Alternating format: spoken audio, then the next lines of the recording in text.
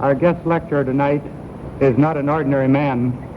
A few hours ago, I saw him doing a very beautiful spiritual meditation dance with about 50 people. Alan Watts is a prolific writer whose works are both incisive and delightful to read. Through the years, he has moved through many different professions, having served as a minister, professor, a research associate, editor, and probably many other things that I don't know about. As most of you know, his writings relate to many different fields, but he is perhaps best known for having taken the profound spiritual wisdom of the East and, after having probed and experienced it himself, made it available to us of the Western heritage. As would be expected of anyone who speaks as openly and as directly as Alan Watts does, there have been critics and detractors. As best I can observe, his response to those criticisms has been simply to do what he talks about doing, is to stand in the world and to be himself. The workshop this weekend and this lecture this evening are among the programs of the Layhouse House which are designed to open up various aspects of the human potential. Dr. Watts' subject tonight is ecology and religion. I know that long before ecology became a popular public issue, Dr. Watts was speaking about the relation of man and nature as being the essential aspect of life. And I'm sure that he will open up many creative and adventurous responses in us here tonight. Alan, we welcome you and look forward to hearing you.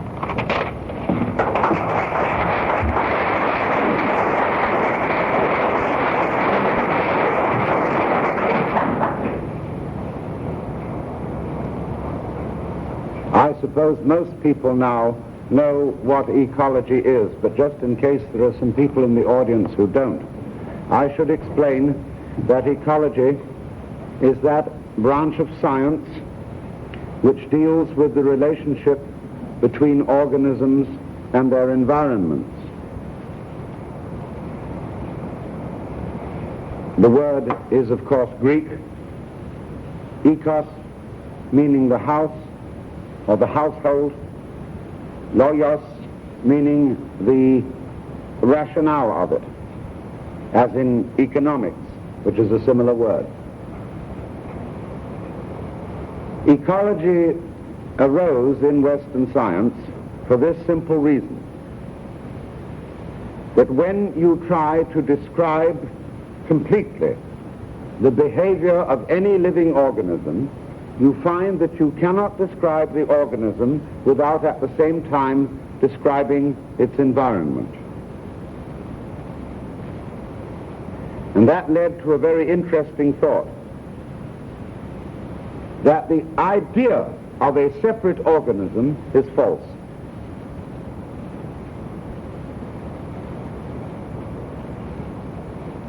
And that, however, is an idea implanted in everyone's common sense. One thinks of oneself as a separate being, and not merely as a separate body, but it gets worse than that. As a separate ego inside a body. And so, in common speech, we are apt to say, I have a body, rather than I am a body. In fact, we look upon our bodies rather contemptuously, because we know they're going to fall apart. The body, the material, the physical aspect is always in some way considered inferior to the mental, the spiritual, the psychological aspect. And so we are brought up to feel, divided into two parts. The mind on the one hand, or the soul, and on the other hand, the body, the corpus, the corpse. And our whole ecological crisis results from this kind of schizophrenic attitude towards our identity.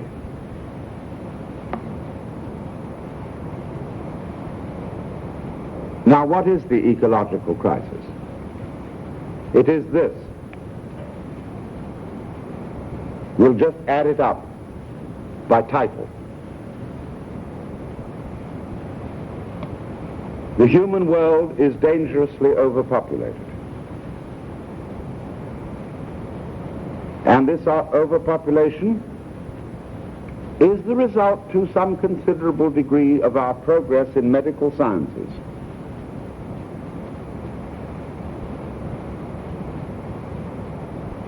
We are not so easily wiped out by plagues.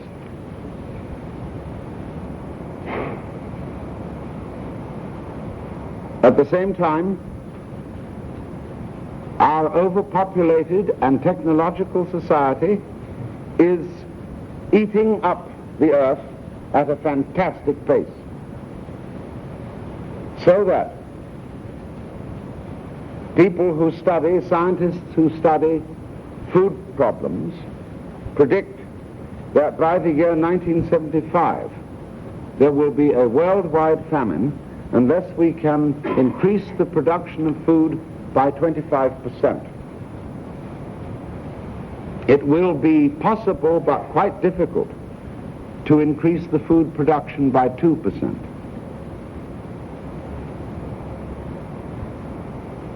We are at the same time fouling our own nest. We are polluting the atmosphere, and we are polluting the water. And water, incidentally, is the element necessary for life that is most necessary and in lowest supply. We are tearing the forests off our hills for building purposes, and even more so for making paper upon which to print information, so that every literate person today is practically suffocated in mountains of paper. And think also of your supermarket, the paper bags in which you carry out your groceries instead of following the old-fashioned custom of taking a market basket to the store. Paper wrapping everywhere, all of it destroyed trees. And it isn't as simple as that. For every pound of paper, and compare a pound of plastic, it seems that plastic might be the solution. But whereas the pound of paper will require, say, 5 gallons of water to manufacture it, the pound of plastic will require 30. And that water is all discarded. Let's go on. For military reasons, we have created nuclear energy, and there are also nuclear wastes. And these wastes have to be disposed of, not to mention the existence of nuclear warheads, which of course could destroy all life on this planet at any time. But what to do with the wastes? They are being put in enormous underground and sometimes underwater concrete vats. And these vats will wear out before the substances they contain cease to be radioactive. The problem with the nuclear weapons is not how to avoid their use in war, but how to get them off the planet. Then we will go on to consider the various chemicals that have been prepared for biological and chemical warfare. And again, the problem is how to get rid of them, not how to avoid using them.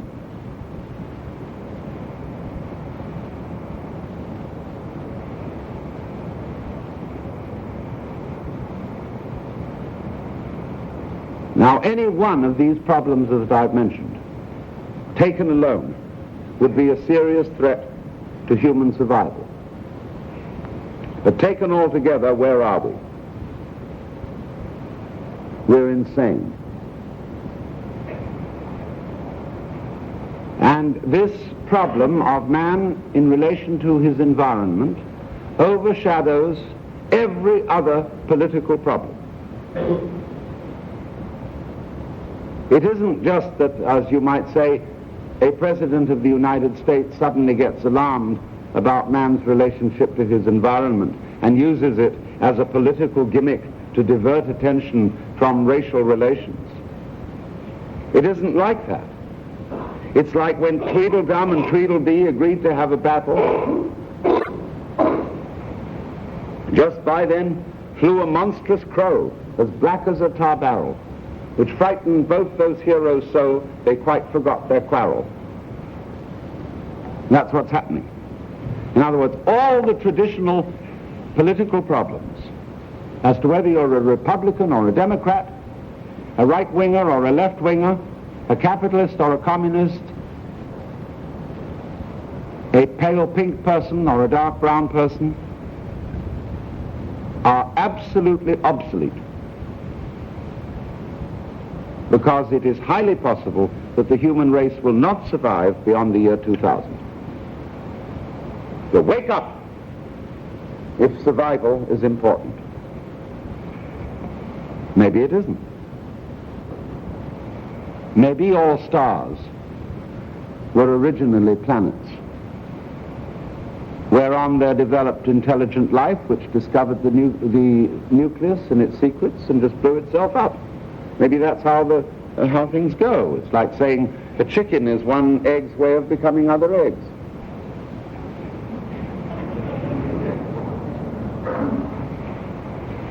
But if you are interested in survival, and not mere survival, but in elegant survival, it's necessary to be very wide awake to the ecological problem.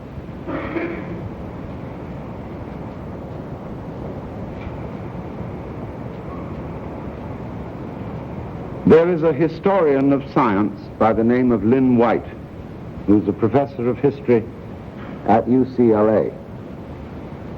And he said recently, the roots of our ecological crisis are religious.